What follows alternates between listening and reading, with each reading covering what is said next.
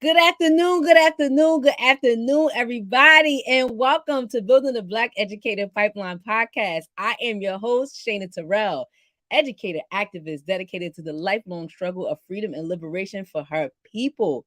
Happy Women's History Month, y'all. Thank you to everybody who tuned in last week, all of our supporters and all of our co-conspirators. I told y'all that this was going to be a good month, and I was going to have some heavy hitters, some amazing, some dope women come on to join us, and I do. So I want to give a shout out, of course, to the Center for Black Educator Development and Bright Beam for their partnership in this platform for us to be able to talk to real people in the real struggle, doing the real work. And today, y'all, we are going to be talking to a real woman doing real things. The focus of today's or this week's theme really is building a Black educator pipeline, education, influence, and representation. Our guest today has been a staple in the Philadelphia education community for over 25 years, and she's here to discuss why we need Black teachers and the importance of the profession. My guest today is Miss Joyce Marie Abbott. She was born and raised in Philadelphia, where she was educated within the Philadelphia School District of Philadelphia. Where she was educated within the School District of Philadelphia. She is a devoted mother of one, 35-year-old performing arts and entrepreneur, Janae Latrice. Joyce Abbott is a dynamic educator who has enthusiastically served the district since 1996. Prior to her employment with the district, Joyce served in the military for 10 years as a soldier in the United States Army, where she successfully earned the rank of Staff Sergeant. While there, she completed a 10-month tour in the Persian Gulf War. After being honorably discharged with several awards, she was selected to be a candidate in one of the first cohorts of the nationally regarded Troops for Teachers program. Joyce attributes her effective disciplinary practice to her military experience. Ms. Abbott has been nominated for several teaching awards due to her exemplary instructional and classroom management. In 2004, 2005, and 2007, Ms. Abbott was included in the Who's Who among America's finest teachers. Additionally, she has been featured in Philadelphia Daily News as an everyday hero. And her classroom has been featured on Channel 6, ABC, and 10, CBS. In addition to mentoring teachers, Ms. Abbott has served in many leadership capacities. She currently operates as climate manager at Andrew Hamilton School. Under her leadership, the school has been awarded by the School District of Philadelphia for outstanding strides in the school climate and culture. And in 2022, Joyce learned that she was the inspiration behind the name of the hit TV show Abbott Elementary, created by her former student, Quinta Brunson. Since then, she has appeared on Jimmy Kimmel and Access Hollywood and Full Spread in LA Times, the Philadelphia Inquirer, the Daily News, just to name a few. She enjoys being a part of positive and productive change, particularly as it relates to the students she serves. Ms. Abbott has a bachelor's in science and business and economics from the University of Maryland Eastern Shore and a master's in education from Cheney University. Everybody, please join me in welcoming to Building the Black Educator Pipeline, Ms. Joyce Abbott. How you doing, Ms. Abbott? Hi, how are you? How are you? I'm great. Thank you. Thank you for having me. I want to number one shout you out and thank you for joining us today. I'm super excited that you took the time out to be here. Thank you. I'm excited to be here. Because one of the things I want to point out to people is you are still in this doing the work.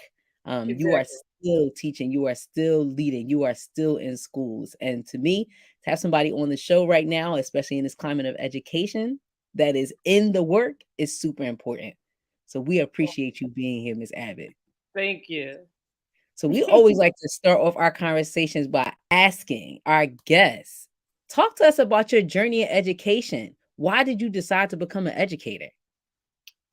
You know what? Teaching was always in my heart, even at a young age. So I don't know when I entered into college, undergraduate, I entered in business and economics. I thought it might have been a change, but teaching was always in, the bottom of my heart. So when I did come out the military and seeing the opportunity for the troops to teachers, I said, you know what? I'm gonna do my first love because it was important for me as a product of the Philadelphia school system. public school system to just give back and make a difference in a child's life. So, and that was the way to do it through teaching. You could reach many and change lives. Yeah, Mm.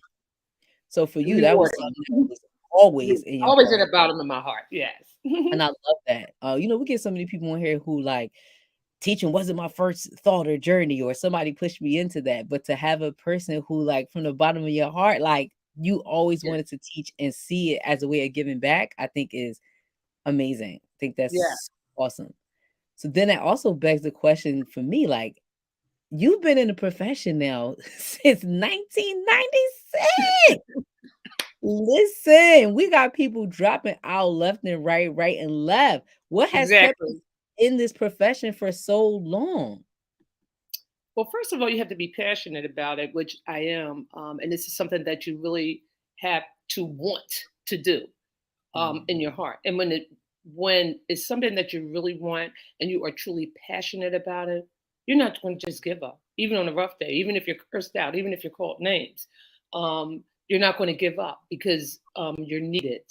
And again, passionate and making a difference, I'm not going to give up until my time is up. Now, my time is coming up now after I put in the time and put in the work. But when this is your calling and you're passionate, you're going to take the good days with the bad days. You're going to wake up in the morning and do it again. Say, okay, let's go. It's another day. I know that's right. Right. And It's you have literally to understand the population you serve. You have to understand and you have to want to do it. When you want mm, to do it, you're going to do it regardless. yes. The good days and the bad days, you're going to do it. And when you say like you have to understand the population you serve, can you break that down for folks a little bit more? Like why are you dedicated to this particular population?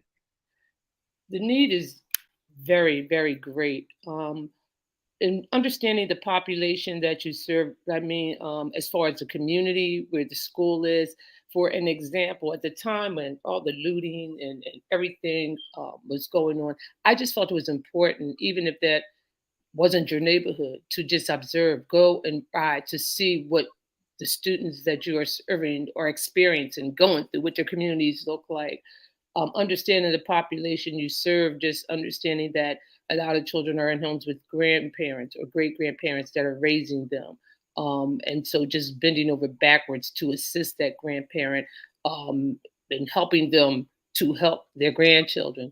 Understanding the population you serve, that some kids may come to school without anything to eat. That's why it's so important. They try to keep schools open even in inclement weather so the children can get something to eat, and understanding that is why they may not have their homework. They may not have had heat.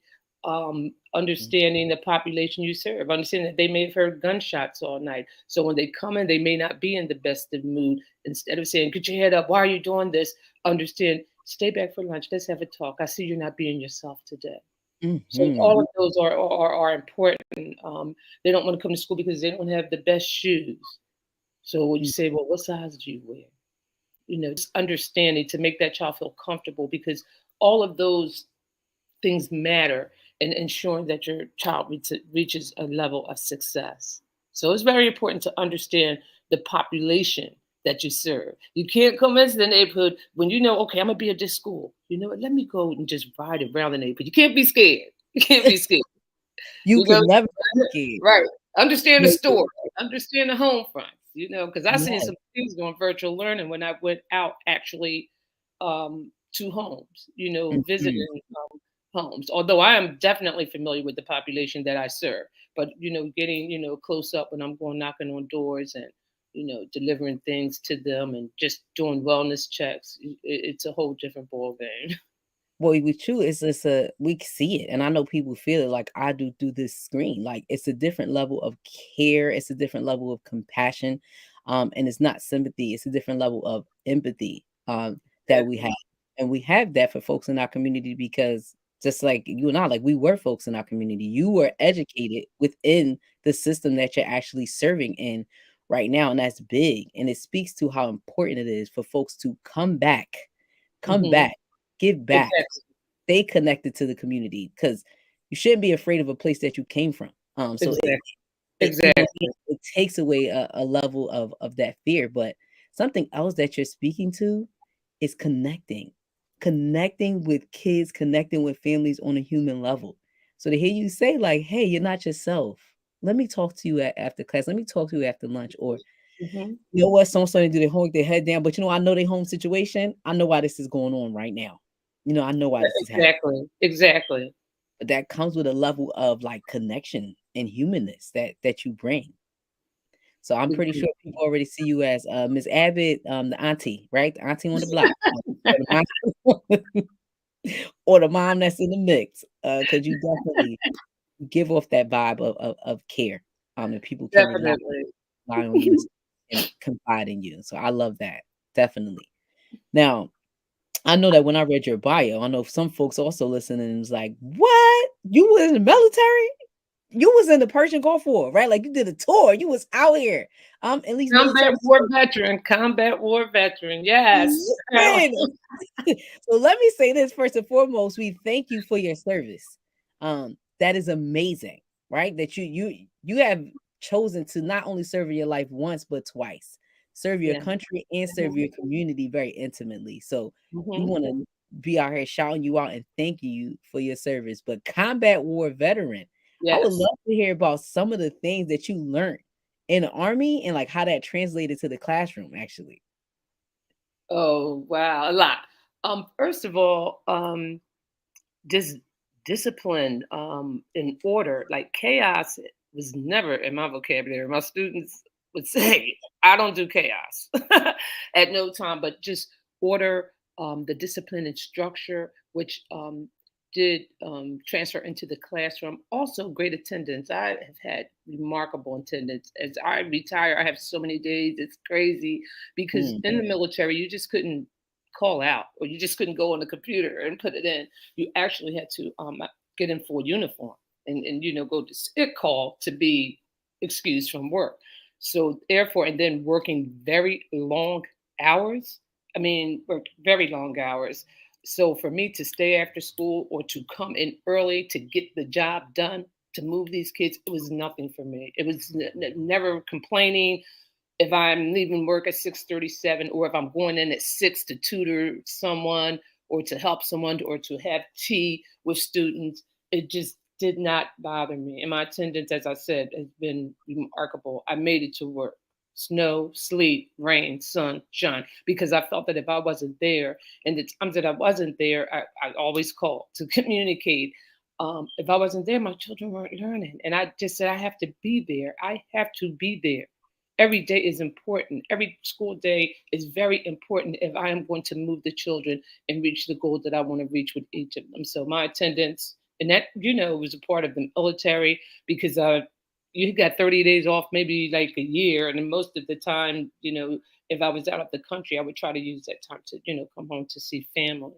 And mhm. then the discipline and order. My class was very structured, well run. It was not run like a boot camp, not at all. Some people think my class it was not ran like a boot camp. The kids were very respectful, was organized. Even if I was not there, the class ran effectively, even if I was not there. Because sometimes the teachers are out, their kids are not acting the same. No, I've told my students when we have guests, like when you have guests in your home, when we have guests in here, we are on our utmost behavior, the best behavior.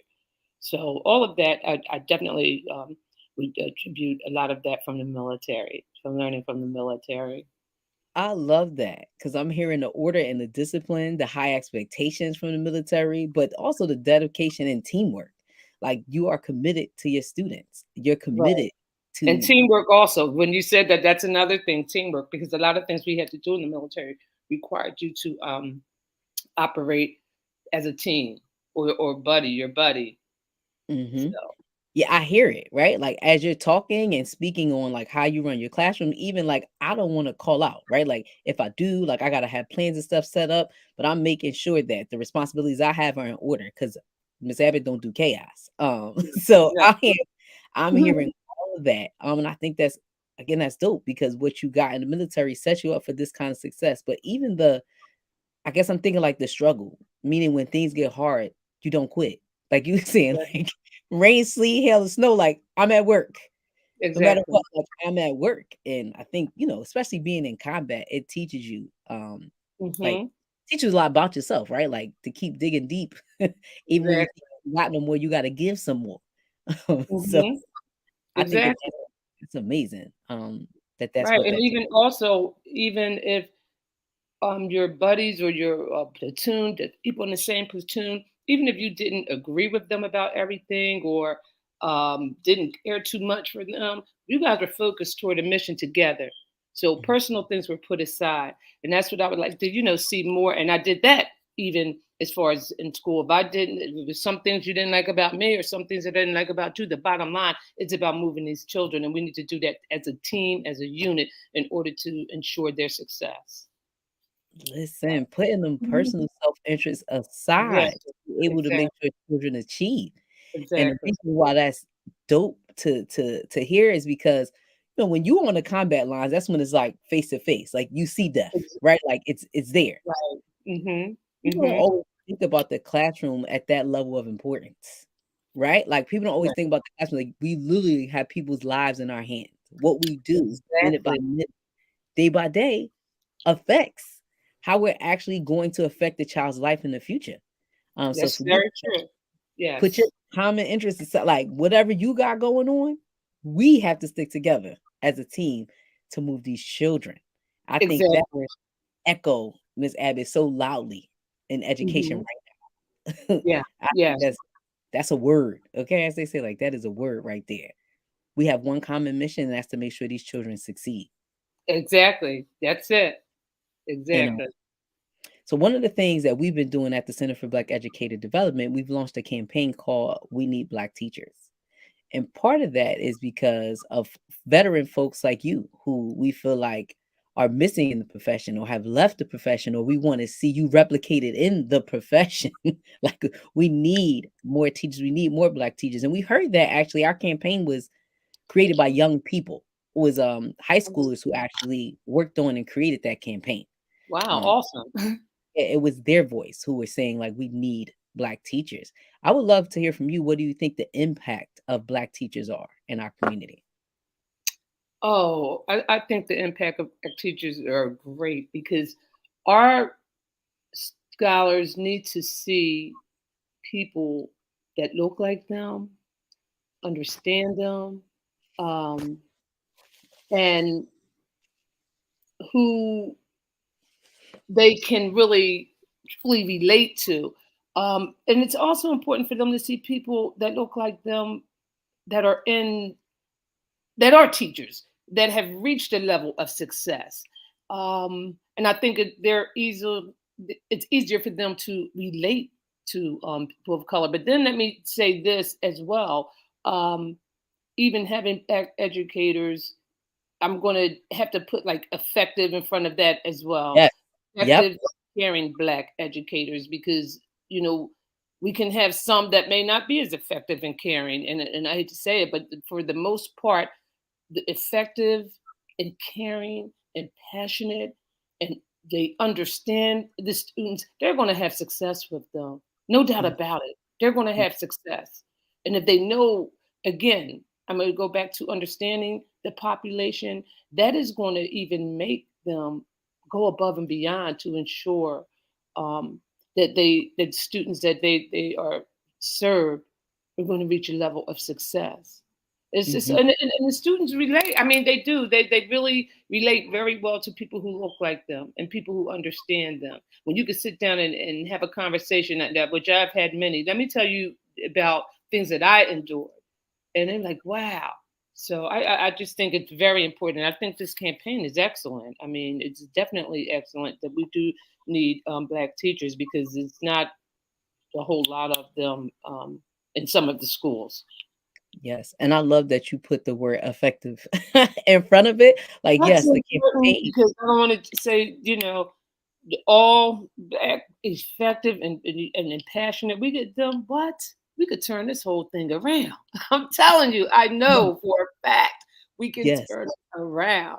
And then I No. swear, next time I'm gonna do what I have to do. You get them together because even when I first started working um, in this field, I was on a team. My first year of very powerful act women who were awesome. And then even as I transitioned to the school where I'm at now, the team moved students, moved them. Like, Mhm. whoa, I mean, you high fiving each other, yes. Um, Mm. and that's important. Understanding them and working in there. The parking lot's not clear. The kids get out of the parking lot's not clear 2 minutes after dismissal because we Mm-hmm. want to sit there. We're going to collaborate and we're going to talk about this one and that one, or we're going to make sure that everything is set up for the next day, not running out. And I love that because what it shows is you were in a community of highly effective Black teachers who were Hmm. down and committed to each other, who loved being in community with each other. But part of Exactly. what brought that community is y'all success.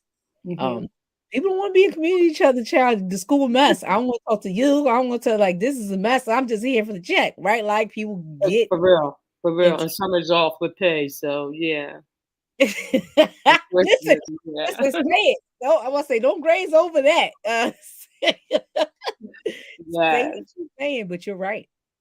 So to be able to have that experience, meaning like when you first came into the profession, I'm sure that things are completely different or somewhat different than what they were when you first got into it.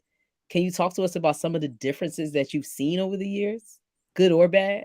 Right. Well, right now we have a different caliber of the student now, especially with everything that we have been going through. You can see the gun violence is like we have young people carrying guns. That wasn't a lot like when I first started out. Um, you have a lot of grandparents now and great grandparents taking the lead in the households with young children. Mm, That wasn't something that was real prevalent at that time also. But I know when I first started, like back in the day, teachers were there. They were in the schools late. I mean, our kids knew each other. But mm, now you don't see it as much. I mean, you see very, and I don't know if it's because of the crime or the violence, like in a lot of the communities, and people just want to get out and be safe. But it's just like a whole different ball game now than when I first started out. It's a mm. whole different ball game. And Yeah. it's based on what you're saying, it seems like the community aspect of the profession has died, meaning not just connected with the community you serve, but teachers to be in community with one Mhm. another. Right, Um, because that building that community bridge is really important. It's very important. and Very how was important. and what do you think is needed right now in this current environment to support our teachers? Like from your perspective, what do you think we should be pouring into teachers or giving teachers in this current environment to help them be successful? I just really think even with all the academic training that a lot of them get, I mean, you could graduate top of the line and with your degree in education, but I just think really they really truly need to maybe and maybe it is some training in schooling now. I've been out of college for a while, um, understanding again, I'm gonna go back to truly understanding the population that they serve and how you can reach your most lowest student because a lot of our students are so far behind, and instead of saying what am I going to do and they're on this level, on this first grade level, on the second grade level, um, ensuring that they can have different techniques or different ways to reach every student so that every student that serve them can reach a level of success because they are faced with a lot of different challenges now, especially when since the kids have been out for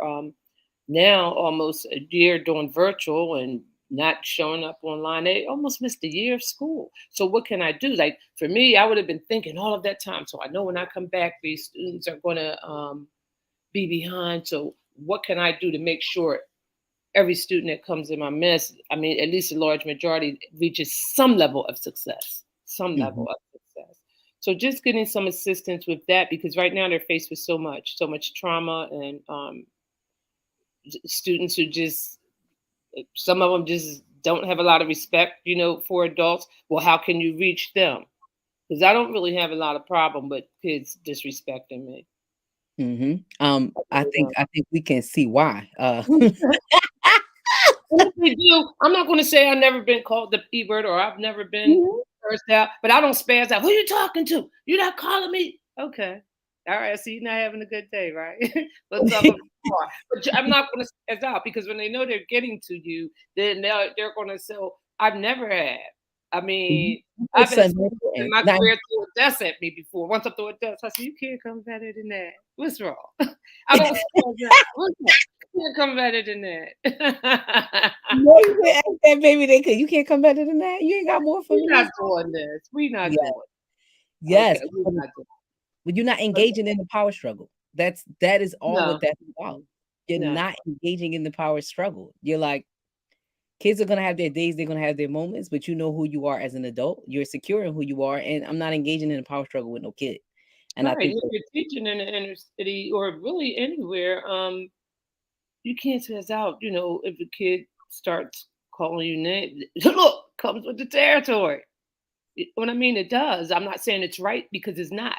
But then we have to talk to them and train them and let them know why this is not correct. Because I think people think that a lot of my students never had. No, I used to get some difficult students, and then when they would come to my class and they would be like sharp, people like, "What do you do?" No, you have to get to know them, and you put the expectation up there for our students, and they will do it. You put that expectation, and that's what they want. They want to do the right thing. Even our most difficult students, they want to do the right thing. And a lot of teachers think by saying, okay, you could eat, you could do this, you could put your head down. You're trying to befriend them, but you're not helping them. I'm not saying a student never put their head down in my class, but they have my permission to say, Abbott, it's okay if I put my head down. I'm not feeling that well or whatever, but I would know. So if anyone ever came into my class, if a student's head was down, their head is down because it's not like, because I'm challenged to teach you. If you're falling asleep, you'll see students sleep in classes. If I'm letting you fall asleep in class, I'm failing you. mm, I'm not meaning failing letter grade. I yep. am pulling you as your teacher. If I'm letting you sit in class slouched and eating, I am failing you as your teacher. The environment needs to be conducive to learning. If I'm letting you sit with trash all on the floor, and I would tell my students, we're not used to living like this. So we keep it clean.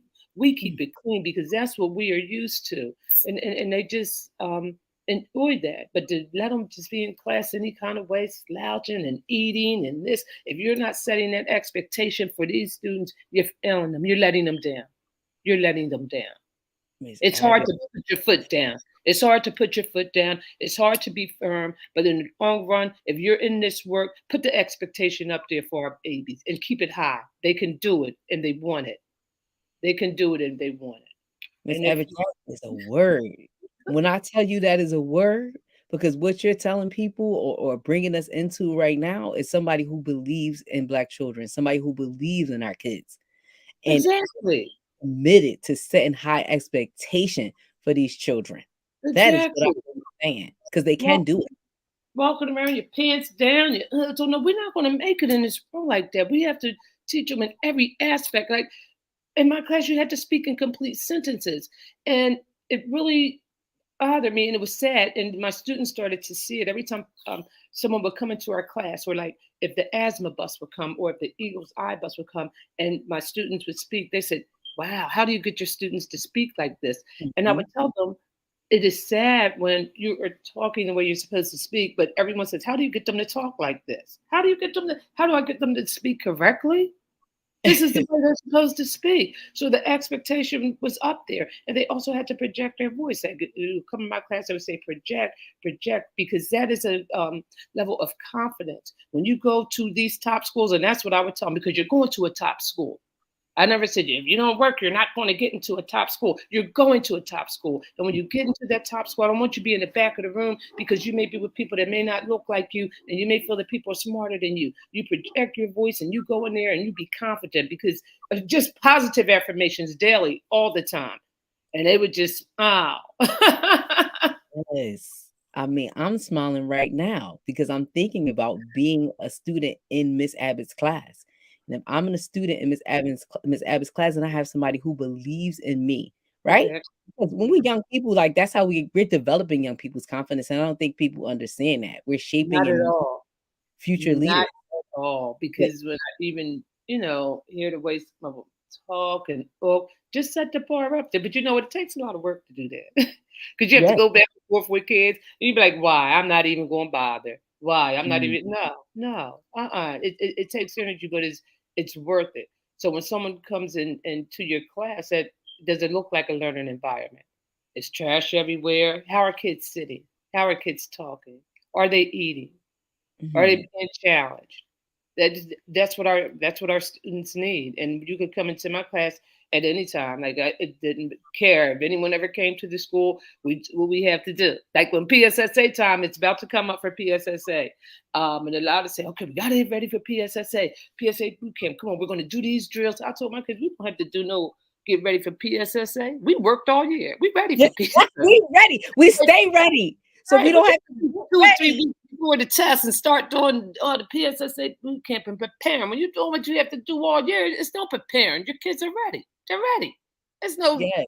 2 or 3 weeks before a standardized test to say let's buckle down. No, we buckle down. We gonna rock it. Do what Listen, you've been doing all respect. year. That's all. We stay ready, so we ain't got to get ready.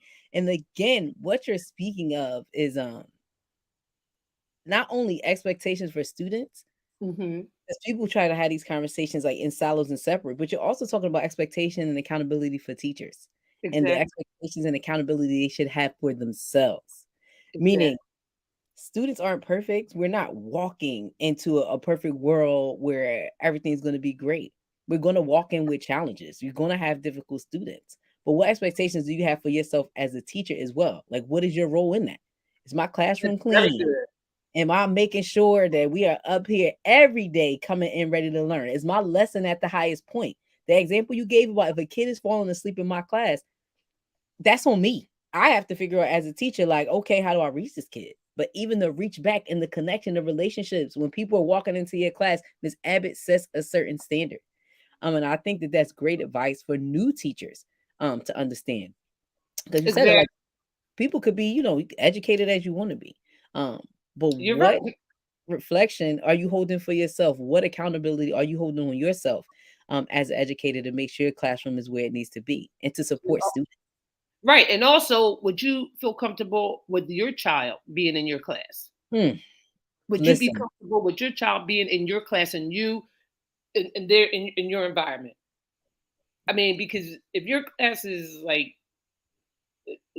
in a chaotic state or it's trash everywhere, would you want your child to be a part of that?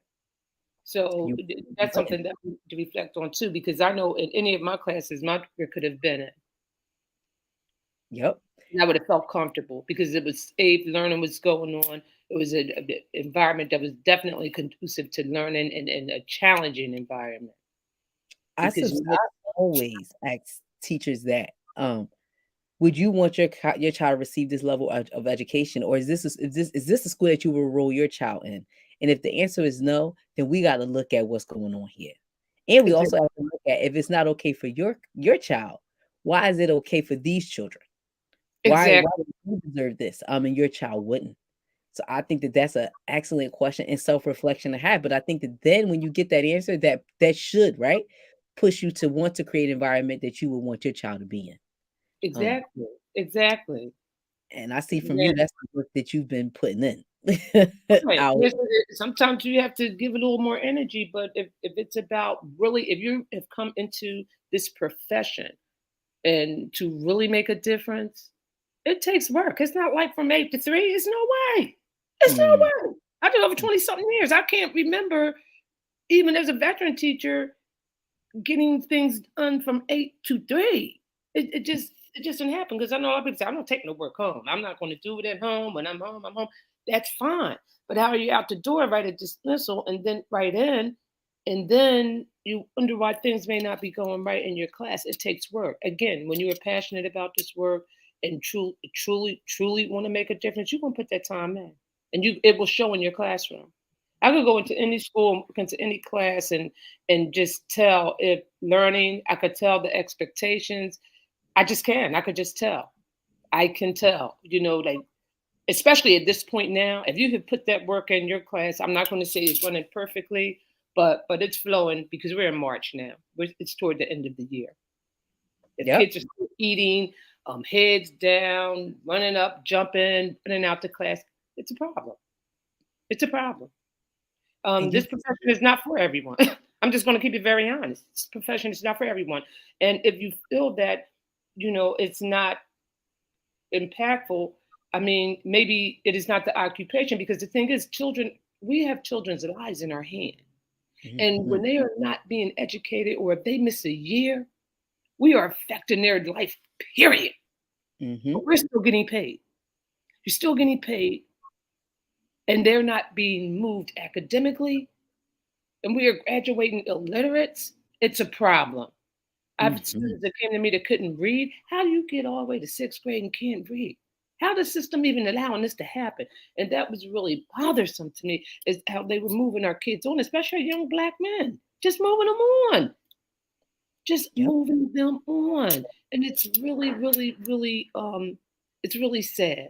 It's really It's, sad. it's super sad. And you bring up great points in terms of reflection, right? Like, how did you get to me in the sixth grade and you can't read? So what has been happening to you in the classroom for all of this time, that nobody has taken the time out to fix whatever's going on? Because it's not one person's issue, right? It's a system also that we're fighting against, that may have lack of accountability, for teachers, that don't know how to build strong relationships with parents, or can't reach kids or differentiate instruction, right? Like Mhm. all things we have working against our young people. But what I And love, go go ahead. ahead. No, no, you. Uh, what one thing also with our young children, if they're in a class and they're really good and they're quiet, that doesn't constitute an A. And I've seen that so much. They are so good, they're great, but they can't hardly write. How are they getting straight A's? Good Mhm. and quiet is, and a lot of times, especially if they're in a situation that may be chaotic, or not as organized. I have seen so many students who are well behaved get straight A's and pushed on just because they're well behaved. That does Mm. not constitute an A. And that was my challenge a lot of times when the students would come to me. It was very hard, first of all, to get an A from me. And when they got it, when they would get a paper and get an A, they was like, "Oh my gosh, I got an A!" Because an A means you're at the top. There's no room for improvement. So if you're getting an A, how are you getting an A or B and you below basic? So if you're teaching children and you're giving them B's and A's, it's no way they should be advanced or proficient. It's no way they should even be basic if they're getting the A or B from you. It's no way. And that's what I am seeing happening. I've seen students get A's and B's and below basic. That don't match. And because sometimes our parents, and a lot of times, they may not challenge, because a lot of times they may see the A's and B's and they don't know. They say, okay, they're doing great because they have an A or B. They've been in honor roll since school. But if you are honest with these parents that said, and this is where they're at, I'm not saying this to hurt you. And I would have had the dialogue, but I'm saying, what I'm gonna tell you, what I can do, or what we can do together to achieve this. This is what we can do, and this is what needs to happen. But right now, not at it, not at an A, not at Mhm. an A. So it just, we have to be, very honest. But students are getting A's and B's and can barely write a sentence. I look at that. The teacher, your name is beside that. How did you give the student an A or a B and they can barely write a sentence, or they can barely do basic math to appease the Yes. parent? It's just it. That's something that needs to be looked at as well. That I found that so many students are receiving A's and B's, and they are not even performing up to that level. Be Yes. honest with our parents and be honest with the students, because when they know that they're not at their level, they are going to work and they are going to strive. Because some students receive their first C or D from me in their life. But you know what? Let's. They worked. They worked. And I went through a lot. Parent conferences were not easy sometimes for me. They would be upset. How you gonna get them this good? I'm just telling you, I'm being very honest with you. This is where they're at. And I would pull out writing samples. I would pull out. I kept my stuff together. I would pull out. This is not what I want, but this is where they can be. And when I tell you those kids work, and they work, and they work, and they will strive for excellence. But when they're starting out with A's and can barely write, or because they're good and B's, how can you look at yourself? You're failing a child. You're not giving them a Your, chance. your level of high expectations is remarkable, and your willingness to stay committed to that, even in the face of, confrontation with a parent, Mhm, is, mhm.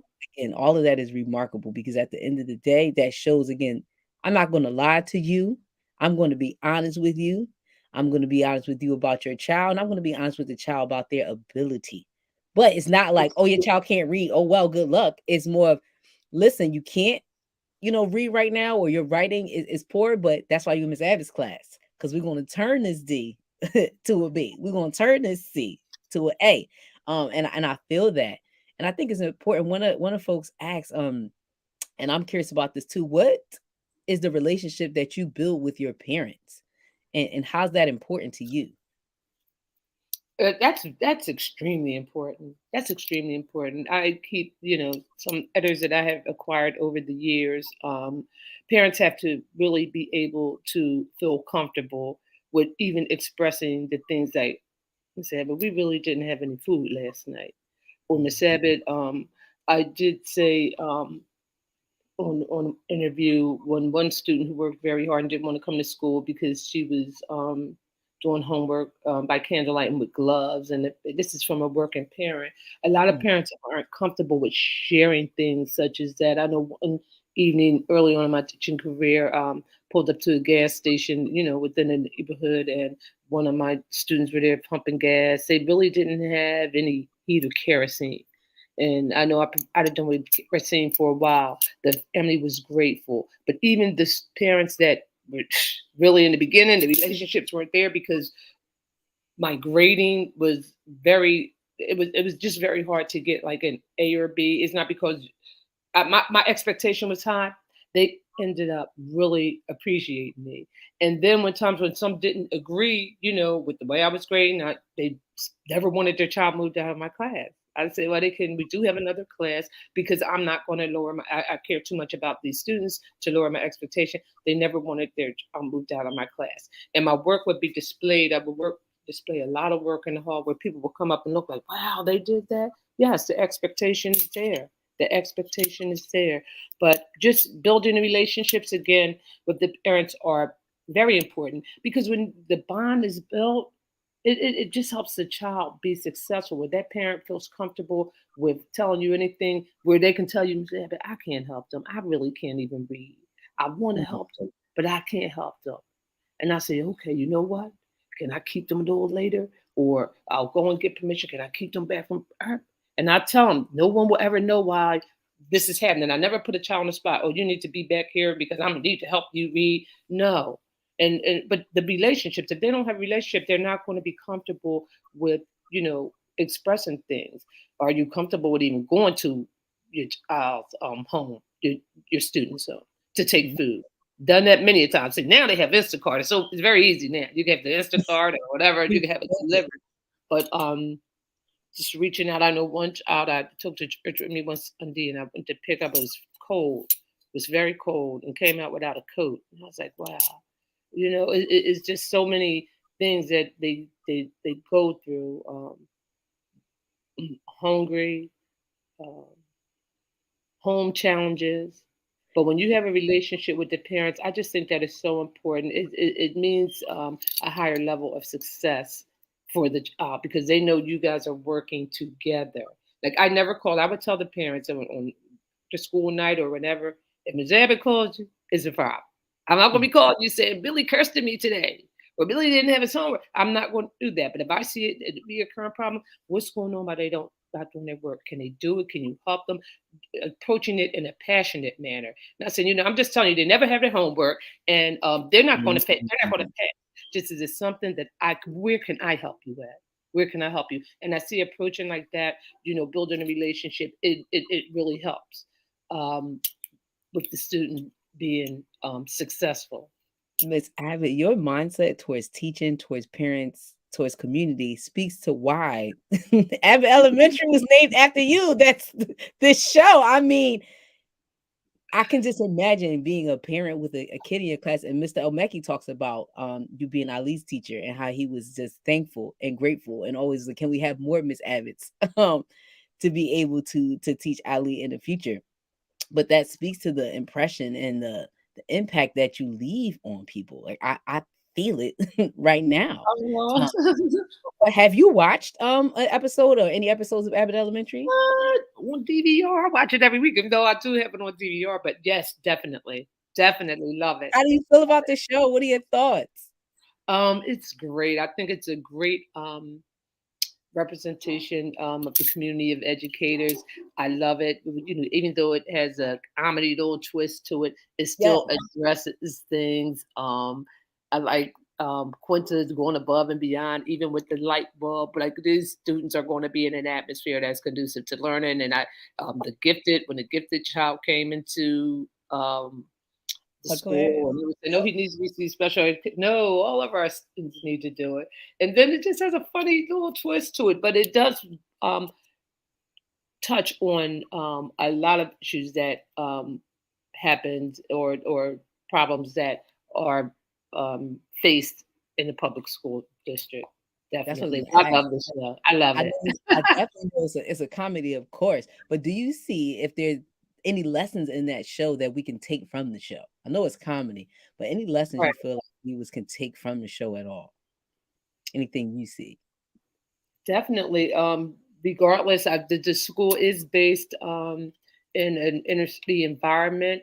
Keep the standard up there. Believe in them. Keep them challenge. Expose every student to any type of. All students should receive the same exposure. But the school is basically structured too. I mean, they do have problems, but the teachers do. I do see going above and beyond, and they do have a relationship that like they build together, like in the teachers' lounge, and that Yep. is something that they're there to communicate and work together for the good of the student body. Although the Yes. principal's kind of funny, but I like her. She's kind of, but She she fits right in there also. Yes, definitely. Yeah. And you must be, of course, super, super proud of Quinta. That I Oh know yeah, you are. definitely, And definitely. you've taught hundreds and thousands of students at this point. Can you share any memorable moments that you might have with Quinta and her classmates? You know how sometimes some classes that leave impressions on you, you like remember. Do you have any memorable moments of Quinta and Oh her yeah. classmates from that Well, year? in that particular year, right, that class we raised a lot of money, and that was we came in like at 5 in the morning. We did like two or three hoagie cells where we did ham and cheese, turkey and cheese, a bag of chips, soda, and we sold it like we took orders like the week before. And then we would come in like at 5 in the morning. Like I actually picked Quinta up. We did pretzel sales. We had like our little school store. And we went to the chart house and stretch limos. And that was way back. We went to the chart house and stretch limos. My students basically did all of the communication with the chart house. I did the original communication and with our limo company, and they were saying, "Okay, we have a lunch special." I said, "No, we're going for the top of the line dinner menu." So they had the Hey, lobster, filet mignon, or crab cake. And let me tell you, it was getting close. I said, "We may not eat." I said, "But I was prepared. I'm not going to let them down." I said, "You see, we work hard. This is what you do in life. You work hard. You go to the top. You go to the best places." And you travel, and they got all dressed that day, and the limos pulled up, the six stretch limos, and Inta was like one of the leads in the class. They were all in the first limo, and we had six limos. They stocked the limos with chips and drinks, and it was just, and they loved it. And we were the only ones in the chart house down in Old City on Delaware Avenue, overlooking the water. And they had lobster, filet mignon, crab cakes. I taught them prior about the different forks, about the napkins, so they knew they had to quit when they went into the restaurant. With the fresh lemon, so they really learned it out. I said, and this is the life that you guys are going to live because you work hard and you're very bright and you do things and you work hard and you go to the best places. The best places, because we were looking, they said, well, we could maybe go to the Olive Garden or Fridays on a school bus. No, we're doing the best. You guys work very hard and we're going to the best place. And we went to the chart house and we were featured on like Channel 10. And that year our room was transformed into we transformed it into a solar system. And we were on Channel 6. We were featured in the Tribune, the LA News. So that year, the class, yeah, we did a lot that year. And they worked really, really hard. But we did go that to the is chart house and stretch limos. once All the again. came up and they were like looking and crying. The guys were sharp with their suits and their hats, and the girls are all dressed, and the limos pulled up. They're like, "Hey!" And when they went in the chart house, you could like, "Whoa!" And they took them up. We were the only ones. We had the chart house to ourselves. It was really, it was good, and I all remembered that. A beautiful memory. Again, I'm thinking about if I was a student in Miss Abbott's class, right? We raised all this money, child. We up here eating steak, okay? Like filet Yeah, mignon, they had filet up to mignon, limos. lobster, and crab cakes, and went in limos. And I just said, You're best. You work hard. This is what you want." This is." I said, Don't be shocked. This is what your life's going to be. You're going to be the bomb. And it would be like, To set yes, that don't be goal, to set shocked. that goal, right? Set that goal for kids, to put that hope in kids, to put that motivation inside a child is a beautiful, beautiful thing. So even thinking about how you like, why y'all shocked? Y'all work for this? This what we doing. So even having that mindset, like for kids, like, you know what? Wow. Like Yeah. the Yeah, experience of having that, like, you know what? Abbott taught me if I work hard, I can obtain the finer things in life, exactly. and I work for this. Exactly. And I've received it a lot. Like from like my students that even or finished college and on to college. I mean, many tears. I had one young man called said, "You the reason that I'm making it and I'm going to college. I just have to tell you, is I'm about to graduate high school," and just had me bawling. So it's like little it's like that. A lot of my students have reached back, and even since this Abbott Elementary, a lot of them have reached out. So if you know anything about Hamilton, you know why Abbott Elementary is famous Abbott because I was been there forever. But Mm, still, even in my first year, Shaw Middle School, regardless of where, even if I was not there, any student that would come in my midst would be, challenged, and I would go all out and for them. this job really could be a thankless job, right? Like a lot of Yeah. times we don't get the accolades that we, that teachers don't get the accolades that they should be receiving. Mhm. But Mhm. how does it feel right now, like with the naming or people like, oh my God, it's named after you to get all of this recognition for all of these years of hard work? How does this feel? I definitely am humbly honored. I think it's still really is sinking in, but I'm definitely humbly honored, just really humbly honored. Because the work I put in was not for, trust me, any recognition, but it does mean a lot. It really does mean a lot because, as I said, the words I've received from students, from grandparents, from parents, because I had a couple I didn't even know they still know my number, accent texting me.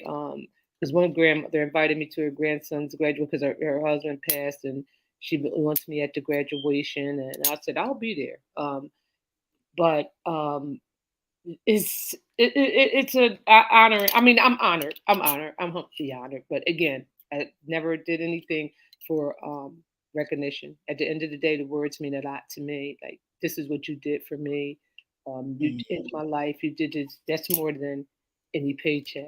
So, but it's good. You know what? Because I'm about to retire, so really put the icing all on the cake. But I'm really honored by it. I'm really just yeah, personally honored by it, and anything I could do listen, to get well deserved. educators that really are passionate and truly about this work. I mean, truly about this work because it's hard and it's even more challenging now. But if you're truly about this work, let's get it together so we could change lives and move our babies and give them a chance because that violence is going to get worse. The violence is going to get worse if our Yes. kids are not educated, if they are not um, just encouraged because we don't even have a lot of black men in the schools either. So you always see like, a lot of the stronger people are the black women, and these are the people that's holding down a lot of the households too. So even if they could see more of the black men, that's why like we had the guys play basketball. I tried to make it. And I'm it's in a it was in the hospital in a nursing home, so I missed a Saturday. And they was like, "Miss Abbott, you didn't come to the game."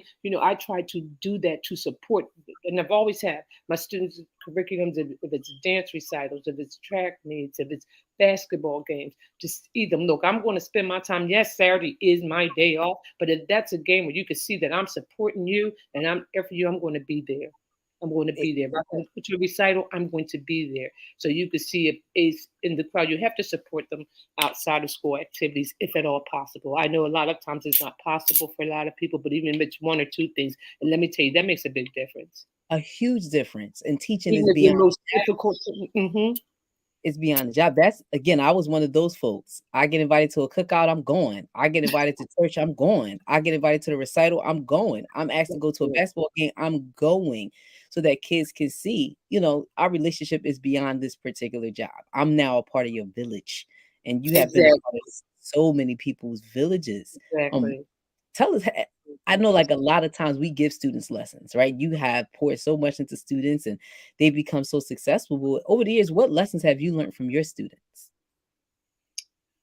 That if someone believes in me and someone pushes me and someone cares enough about me, I can be successful. I don't have to be below basic.